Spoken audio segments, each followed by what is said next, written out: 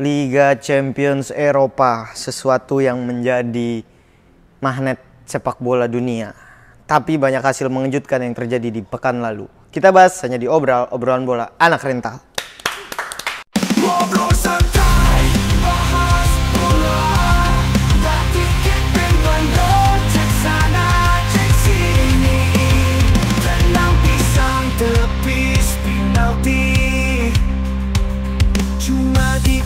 Semua happy, ada Kiki, Sawi, Macan, dan Dorati. Ngobrol sampai pagi, juga jadi gak perlu emosi. Yang penting hahaha. Kembali lagi dengan Dynamic Duo bersama Berdimo dan juga Nando. Tiada kata yang pantas diucapkan selain pesaing Coach Justin dan Panji Suryono. Itulah kami. Semoga apa yang kita lakukan di sini bisa mengganggu dominasi dari mereka berdua itu. Oke, sekarang kita bahas dulu nih, Do. Kita balik ke hasil recap lah ya, recap.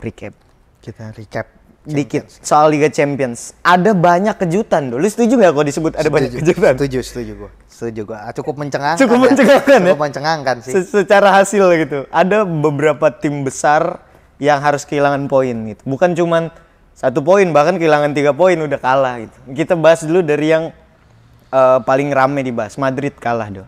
Back to back kalah. 7 gol di kandang. 7-3 tambah. Oh iya bener, 7 gol di kandang di Bernabeu. 7. Kegolan 7 cuma masukin 1. 2 pertandingan. Iya. Lu ngelihat Madrid, karena gue ngelihat AC Milan juga nggak jago lagi. AC Milan nggak bagus, tapi Madridnya terlalu parah. Tapi yang menarik dari Madrid dan AC Milan kemarin, gue suka sama Fonseca ya, pelatihnya AC Milan. Iya, Paul.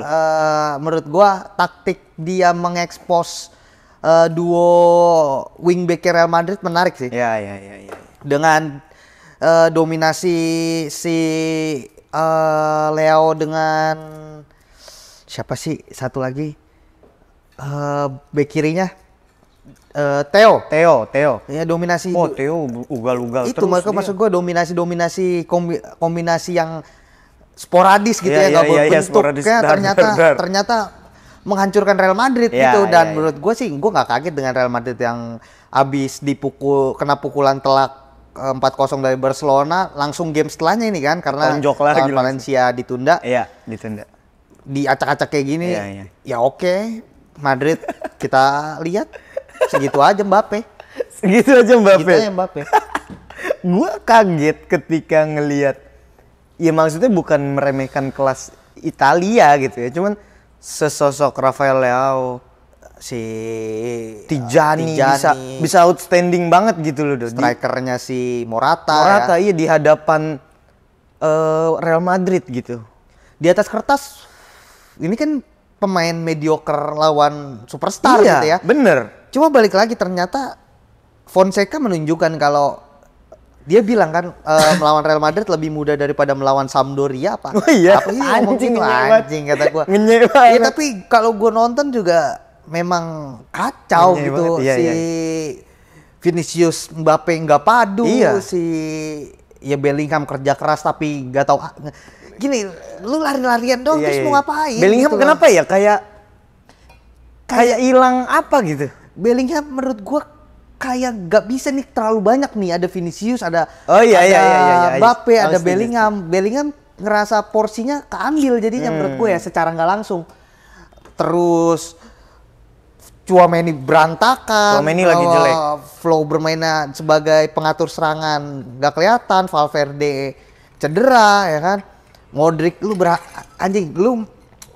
tim sebesar Real Madrid mengandalkan pemain 30-40 tahun bahkan, nggak masuk akal buat gua. Dan kemarin masih bener-bener kelihatan jadi tumpuan gitu. Madrid kelihatan masih berharap sama Modric, dong, ngerti gak? Gua kaget ketika dia ditaruh di starting, nggak masuk akal buat gua. Pemain umur 40 tahun lu masih andelin kayak gitu, dengan ya akhirnya sombongnya Real Madrid, egonya Real Madrid arogansi mereka dibayar dengan enggak, kita nggak perlu beli pemain, kita punya wingback yang ini, kita punya bilang kita punya si A, si B, si C. Akhirnya berubah pikiran kan. Januari kan bokul center back minimal. Januari akan bokul center back dan wingback. Fullback gitu kan. Ya akhirnya ya lu lihat sendiri dengan pemain-pemain lu yang kayak gitu, harusnya menurut gue ya, dengan walaupun kekurangan center back, wingback dan lain-lain, gak layak. Kalah kemasukan 7 gol di Bernabeu tuh menurut gua nggak masuk akal. Dalam 2 match loh. Dalam 2 match. 7 gol, masukin 1 dengan Mbappe, Vinicius di depan Bellingham. Nggak habis pikir. Maksud gua tim dengan 6 pemain di daftar 10 besar Ballon d'Or loh. Iyalah. Gila loh, kayak nggak layak gitu. Jadinya nggak layak, dan akhirnya semuanya terbungkam gitu. Fans Madrid dengan Ancelotti-nya dibungkam. Ya lu makan tuh juara. Ancelotti dengan masih alibi Ancelotti akhirnya udah mulai ketenak-tenakan. Denial. Kita menjalin musim ini masih panjang. Jangan lupa musim lalu kita menjalin musim yang fantastis, bla bla bla. Ya lu nggak usah ngomongin musim lalu, lihat aja performa lu sekarang kayak gimana. Tapi yang menarik loh, kabar gua belum tahu tingkat kevalitannya gitu. Cuman kabar berhembus kalau Ancelotti ini udah males sama Tchouaméni, katanya pengen dijokul. Lu gimana ngelihat Ancelotti yang gue yakin sih itu pertama rumor pasti dari media Spanyol, Marca atau mana lah, pasti kayak gitu karena performanya menurun. Tapi ya kalau Pak media nanya Ancelotti, pasti jawaban Ancelotti enggak, kita percaya sama pemain. Ancelotti selalu kayak gitu. Kalau dia media handle-nya bagus dia. Media handle-nya oke dia ya, jam terbang enggak bohong. Tapi terbukti dari di lapangan aja. Tchouaméni sering banget ditarik, ya kan, lebih sekarang kayak hilang kepercayaan ya sama si Tchouaméni, si Ancelotti ini. Karena memang Tchouaméni jelek beberapa terakhir parah, dan Camavinga lebih perform. Akhirnya dipanggil di jeda internasional kan dari Madrid, ada Ferland Mendy itu nggak dipanggil, Tchouaméni, Mbappe nggak dipanggil, yang dipanggil Camavinga doang kan. Ya memang karena Camavinga yang paling perform. Outstanding ya penampilannya. Oke lah Camavinga masih di tengah huru-hara Madrid ini. Camavinga oke banget lah. Mbappe yang menurut gua sih, dan Vinicius akhirnya orang-orang mulai percaya kalau Vinicius nggak layak dapat Ballon d'Or. Nih, gue pengen lu dong ngomentarin dikit dong. 1 soal menangnya Rodri Ballon d'Or. Karena kemarin nggak ada lu kan. 2 soal kesombongan Real Madrid yang nggak mau datang. Sebenarnya kalau masalah nggak mau datang itu arogansi pasti. Tapi mungkin ada pertimbangan match selanjutnya juga. Oke. Ya kan? Iya, masuk akal. Dan Munchen juga nggak datang kok. Munchen nggak ada yang datang juga. Tapi menurut gua Rodri menang, Vinicius menang, patut diperdebatkan karena di negara flop ya. Kacau di negara. Rodri menang juga patut diperdebatkan. Kenapa? Pertama, Rodri nggak se-outstanding itu. Kalau nggak di bawah Pep ya. Pertama, itu Rodri kayak gitu, itu output dari sistem yang luar biasa, dari kekompakan timnya. Tapi dibilang jelek enggak, bagus. Kalau dibilang dia juara Euro, dia ditarik pas final. Rodri babak 1, babak 2 langsung diganti. Tapi kan MVP. Of the tournament. Rodri. Man of the MVP turnamen. Tapi kalau kita ngomong final, dia ditarik juga kok. Berarti sistemnya si De La Fuente nggak kebergantungan sama Rodri. Pertimbangannya kan champion atau Euro gitu kan. Jadi menurut gua siapapun yang menang layak-layak aja. Kalau Carvajal yang menang, gue setuju aja. Gue juga setuju. Karena menurut gua balik lagi, gue nggak pernah tertarik sama Ballon d'Or karena buat gue sepak bola itu olahraga kolektif. Jadi ya lu menang ya itu prestasi, ya itu bonus lah, bonus dari kerja keras lu mungkin dari treble-nya si tim. Ya kita nariknya kalau tarik panjang. Dan kalau ngomongin attitude, ya gue setuju Rodri lebih baik menang dibanding Vinicius. Walaupun attitude Rodri nggak bagus-bagus amat juga sih. Emang iya ya? Iyalah, dengan dia kartu berapa kali dia temperamen, terus nyekek pemain juga pernah kasus kan. Tapi ya lebih baik dibanding Cuman Vinicius. Lebih terkenal kalem lah dibanding kalau kita bandingin sama Vinicius. Ini kan compare-nya kan 1-2 kan. Ya kalau Vinicius menang makin gede kepala itu orang. Kenapa gue lebih ya udah nggak apa-apa Rodri. Tapi lu lebih condong Rodri apa Vini tuh? Gue sih pengennya Bellingham menurut gue. Bellingham menurut gue. Sialnya nggak juara aja Euro kemarin. Kalau kemarin juara Euro sih merem lah. Final. Karena perdebatan sebelum sampai di titik deket-deket Ballon d'Or kan perdebatannya juga ada di Bellingham juga ya. Itu cuma karena menilik musim ini Bellingham out of the race gitu. Tapi kalau kita ini kan Ballon d'Or kan dari musim lalu gitu. Kalau musim lalu Inggris juara aja, Bellingham juara lah dengan ibaratnya super rising star baru gitu. Lu baru masuk dalam waktu singkat lu bisa ngeganggu hegemoninya City gitu. Lu bisa bawa Inggris ke final, faktor Bellingham lah, nggak usah kita nggak bohong lah ya kan, saltonya dia lah apalah. Tapi ya balik lagi Vinicius lebih mencolok memang dengan Rodri, dengan Carvajal lah perdebatan waktu itu. Tapi ya nggak ketika mulai dari kehilangan Ronaldo, Messi, bahkan Modric pun menurut gua gak layak-layak amat. Modric nggak layak-layak amat. Dia apa sih? Cuma sampai final. Kalau ngomongin final, Bellingham juga sampai final. Bellingham juga sampai final ya. Cuma mungkin Modric lebih ke senioritas dan bla bla bla. Dan mungkin nggak ada pesaing yang musim itu mirip-mirip ya, pada saat itu nggak ada pesaing yang mirip-mirip. Dan ya balik lagi Ballon d'Or kan subjektivitas. Jadi balik lagi nggak bisa. Selera aja ya. Selera pemilih gitu. Tapi bagus lah biar si Vinicius reality check lah ya. Iya. Biar nyadar dia mau mundur. Benci banget gua anjing. Kita bergeser dong ke tim yang pelatihnya nih tanggal 11 November udah mulai aktif ngelatih Manchester United. Sporting lawan City. Perpisahan kemarin. Kado yang manis buat Sporting. Kado yang manis.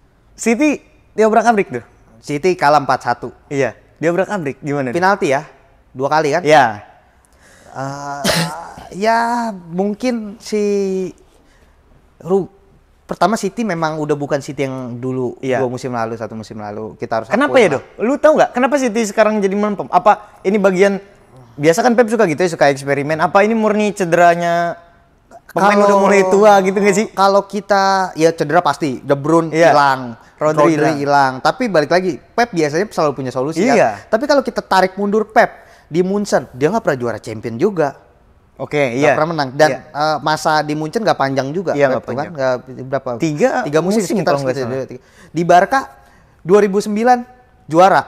2010 juara. Musim setelah puncak Champions League sextuple ya? Sextuple kan. Setelah itu 2011 Madrid juara. Gitu. Jadi menurut gua nggak ada yang era Mourinho itu ya. Deg gitu ya. Nggak sejago-jagonya Pep, nggak absolut juga. Tetap namanya gini, lu membuat rumusan 11 pemain di lapangan.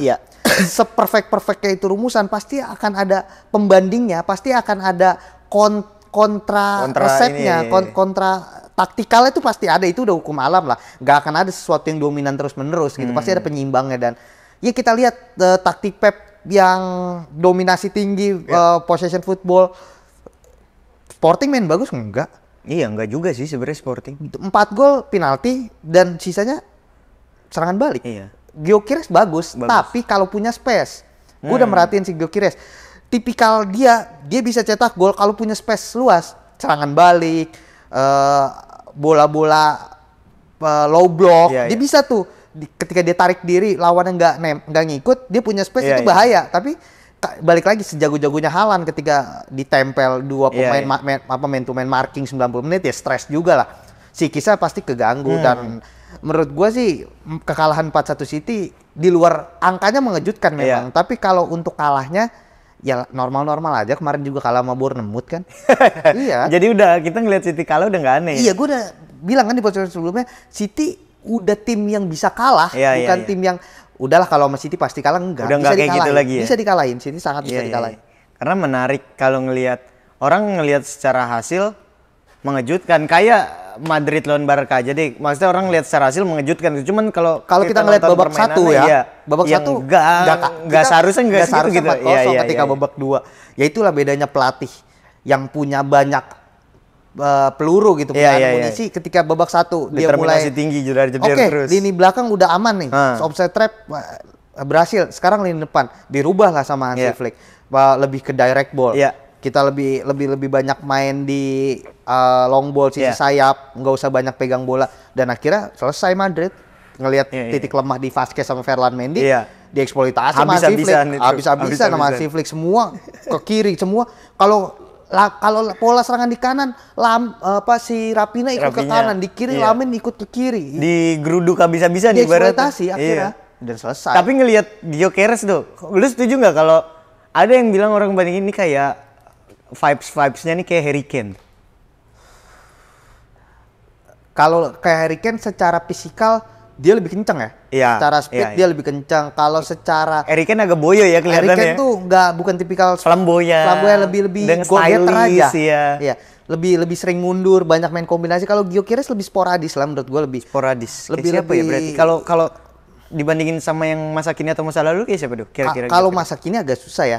Tapi kalau kita bisa tarik mundur ya mungkin kita punya nama kayak striker kenceng tuh siapa ntar dulu? Ibra enggak juga. Ibra enggak juga. Enggak, bukan gayanya bukan apa soalnya dia kenceng juga ya.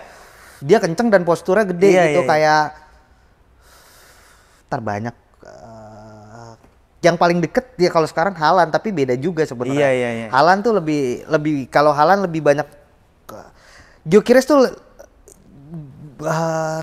kalau Haaland kan lebih banyak balik badan, lebih banyak ya baliknya menyesuaikan sama taktiknya Pep kan. Kalau di Dortmund dia banyak lari juga sih.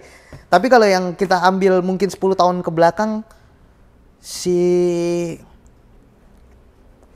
siapa? Gaya-gayanya tuh mungkin lebih ke siapa?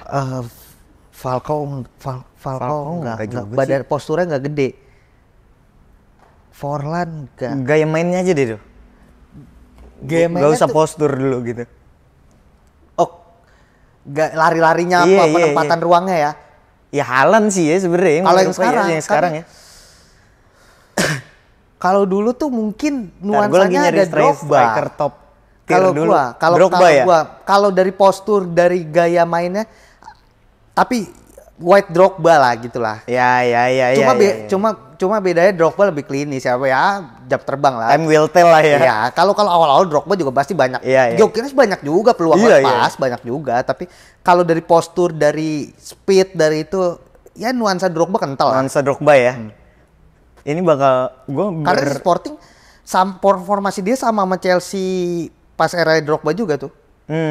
Gaya-gayanya. Iya. Serupa gitu ya. Serupa ya di atas kertas 4-3-3, 3-5-2 terserah lah, tapi gaya mainnya ya fast break banyak bola ke striker. Jadi dominasi di depan. Iya. Sedikit dong kita ngomentarin soal big match nih. Big match yang enggak big match banget Inter lawan Arsenal. Aduh, gue ngeliat dari awal Arsenal emang udah layak kalah lagi. Arsenal cuma menang possession, menang crossing, menang corner. Maksudnya gue nilai dari finishingnya aja. Tapi gitu. dari arah permainan, ya Inter tahu caranya buat menang, simpel itu. Sibuk sendiri Arsenal nggak sih? Heboh sendiri, passing, kombinasi salah lagi. Dia yang pegang bola, dia yang salah, kejar dapet, salah lagi. Inter ya udah, balik lagi dibilang handnya harusnya nggak hand, harusnya karena bola kedua bla bla bla harusnya Merino penalti, ya itu minor lah menurut terlepas gua. Apapun itu kalau lu jago harusnya lu bisa menang nambah gol gitu. Lu set piece lu bagus segala macam, 20 corner nggak ada yang jadi. Lu Martinelli ada 20 kali crossing. Cuma akhirnya lu main cantik di tengah, dominasi passing, ujung-ujung crossing apa? Dari gitu. Belakang aja. Langsung ke depan.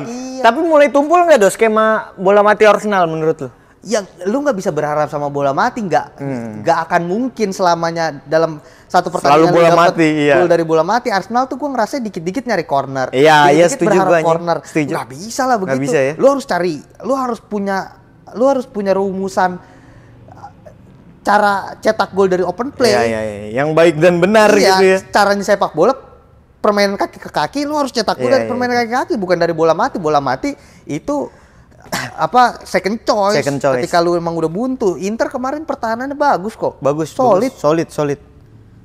Emang harus diakuin bilang tertinggal apapun sepak bola Italia soal defense dia masih maestro lah. Sesuatu yang luhur nggak bisa dihilangin dari jati diri. Setuju. Kalau udah ngomongin sesuatu yang luhur agak susah memang. Itu soalnya udah bukan sekedar defense itu udah nilai budaya. Itu udah jadi culture di sana, udah jadi budaya mereka. Iya, dan itu yang digaung-gaungkan terbukti sih kemarin gua akuin. Berhasil. Compact. Mereka main untuk menang. Frustasi banget itu. Arsenal frustasi banget kelihatan tuh. Dan nggak punya striker kan? Iya. Havertz ya. Nggak mau ngapain. Gimana kalau udah ketemu tim yang kayak gitu, coba cara ngobrak-ngabrik Havertz nggak bakal bisa. Makanya gimana ketemu Barcelona. Iya. Dan gue ngelihat soal, gue pas lihat line up tuh anjing, Odegaard masuk lagi nih. Odegaard udah ada di DSP dan akhirnya main lagi kan kemarin karena Havertz bocor. Iya. Lu ngelihat angin segar nggak buat Arsenal tuh? Apa ya selama Arteta masih begitu mah? Angin segarnya untuk pemain sih menurut gua. Ada kepercayaan yang muncul lagi gitu, kayak kaptennya balik, ada skuad kita bisa kembali ke starting awal. Ya balik lagi, psikis pemain membaik lah pasti lah, itu nggak bisa dipungkiri. Tapi ya Odegaard cuma satu pemain gitu. Lu punya 10 pemain yang harus yang harus bertanggung jawab dengan apa yang terjadi di lapangan. Dan gak baik juga menggantungkan itu masa depan suatu klub sama satu pemain itu ya. Permasalahannya sepak bola permainan kolektif. Hilang satu pemain lu kenapa lu daftarin 25 pemain ketika 11 pemain lu bisa bermain dengan baik di 11 kedua kan, kasarnya gitu. Kita lihat Chelsea aja. 11-11 ganti masih aman-aman. Masih aman-aman aja. Itulah itu PR Arsenal tuh gimana caranya. 8-0 Chelsea. Iya anjing. Gila tuh, gaib tuh. Iya. Cadangan loh itu lapis 2. Iya, lapis 2. Karena yang dimainin di kompetisi selain IPL biasanya lapis 2 si Enzo Maresca. Itu, Ngkungku. Mudrik kayaknya golnya bagus banget tuh. Mudrik di cadangan ada Mudrik, Ngkungku, Sancho ya. Terus Joao Felix, Enzo Fernandez sekarang cadangan, Latvia. Ya itu yang akhirnya dihujat-hujat pembelian Chelsea bla bla bla, ketika di tangan yang tepat gak jadi something ya. Iya, gak jadi pembelian bodoh kan. Iya. At least kepake lah gitu. Walaupun gak outstanding gitu ya. Iya, berarti lu deadlock, lu bisa masukin Ngkungku, lu bisa masukin Joao Felix yang terbukti golnya banyak ketika dikasih kesempatan. Oke, menarik. Itu kita recap tipis-tipis hasil-hasil yang mengejutkan menurut kami. Tapi Inter Arsenal nggak mengejutkan lah. Memang udah brengsek aja Arteta. Oke, kalau gitu teman-teman Kong Media, sampai bertemu di obrolan episode selanjutnya. Obrolan bola anak rental.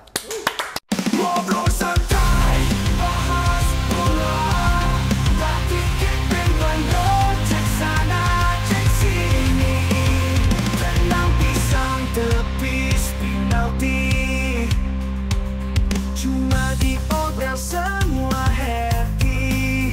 Ada Kiki Sawi Macan dan Dorati, ngobrol sampai pagi juga jadi